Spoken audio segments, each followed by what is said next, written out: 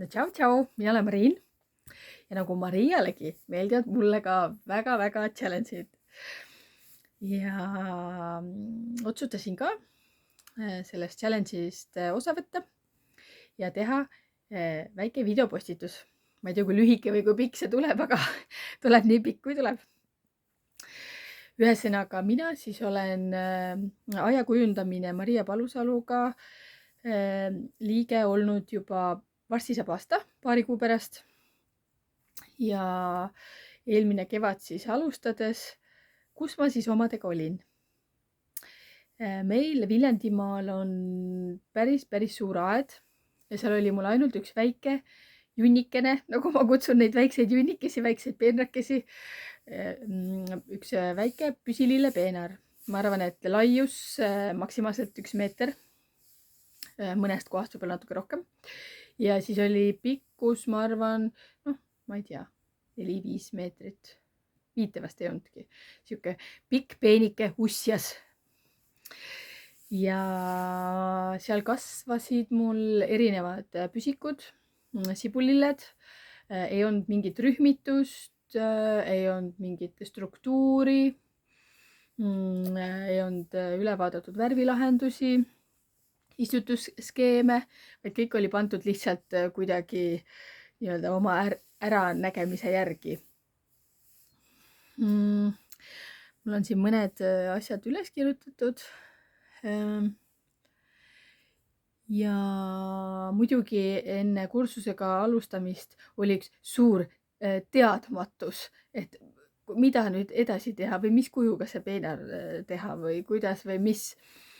Ja kui ma liitusin selle kursusega, siis ligi aasta ma olen olnud selles protsessis.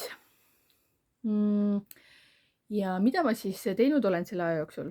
Kõige rohkem mõttetööd siin, kõige rohkem mõttetööd otsides informatsiooni Maria kursustelt, otsides informatsiooni erinevatest raamatutest.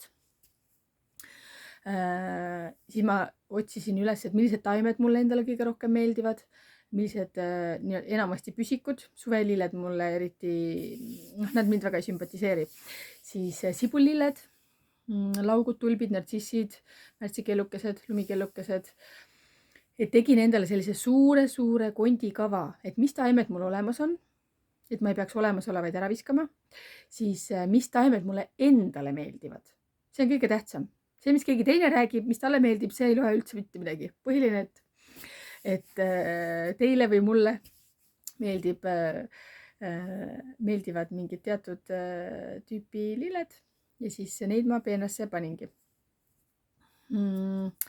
Siis, mis ma siis võtsin ette? Kõigepealt vaatasime Mariaga üle minu väikse peenra, algelise peenra ja siis järgmisena panin ma vooliku, aia kastmisvooliku maha, et näha seda, kui suurt peenart ma tahan, milline suurus sinna sobib, mis kujuga, sümmeetriline, ovaalne, ümmargune. Siis ma muutsin peenra kuskil 9x7 meetrit suureks, selle väikese esialgse peenra muutsin kuju, asukohta, ühendasin õunapuuga. Ma panen teile videod ka, et siis te näete, mis ma täpselt mõtlen. Siis järgmisena, ma arvan, mul läks kuskil 2 kuud, et läbi kaevata see ala. Ja ma arvan, et see ongi kõige töömahukam, see läbikaevamine. Muidugi ma viisin murukamara ära ja päris palju ikkagi mulda ka tänu sellele kaevamisele peenrast. Ja kui maa oli ära kaevatud, siis järgmiseks ma tellisin Matokaardist mulda natukene juurde ja vaatasime veel korra Mariaga selle istutusskeemi üle ja siis detsembris, kas oli nüüd novembri lõpp või detsembri algus, täpselt enne külmasid, enne lund.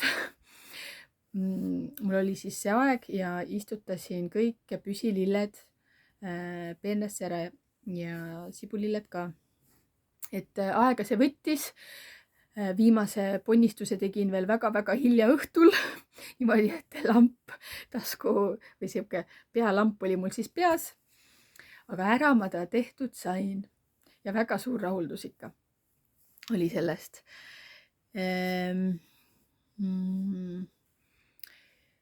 Ja mis ma siis ütlen, ma arvan, et nendest koolitustest ma olen kõige rohkem saanud enesekindlust juurde katsetamiseks, et proovi. Ma tean, mis püsikud mulle meeldivad, mis sibulilled mulle meeldivad. Ma tahtsin, et kogu sellise nii-öelda läbi 4 aasta aja oleks midagi sealt peenrast vaadata.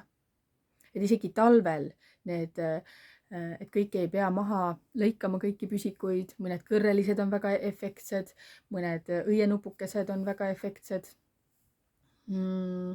Ja minu eesmärk oligi see, et kogu aeg midagi kihvti õitseks.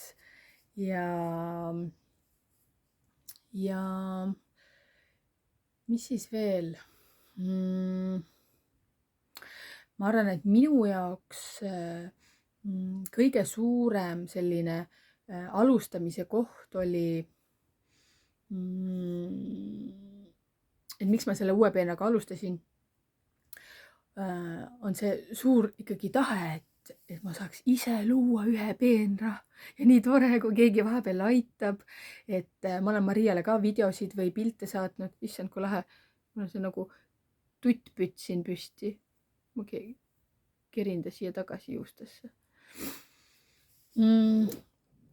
Et Maria käest olen alati nii-öelda head nõu saanud, sellist kiiret nõu, et mõnikord on mingid väikesed küsimused ja siis kas saadan pildi või video ja tavaliselt alati saan väga, väga kiirelt ja väga, väga hea sellise vastuse, et sellest ponnistuskohast üle minna.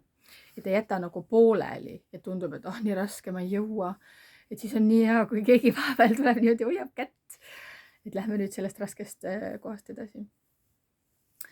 Ja edasised plaanid on jätkata aia kujundamisega, vaadata, millised taimed siis elasid mul selle talve üle, kuidas see istutusskeem, kas midagi on sinna juurde vaja, midagi on vaja veel ümber tõsta kevadel, kas mõni taimekene suri ära ja kuidas üldse see nii-öelda peenar siis lõpuks välja näeb.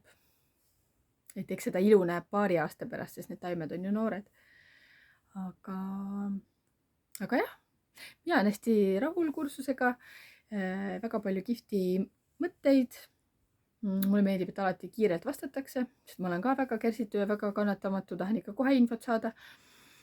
Ja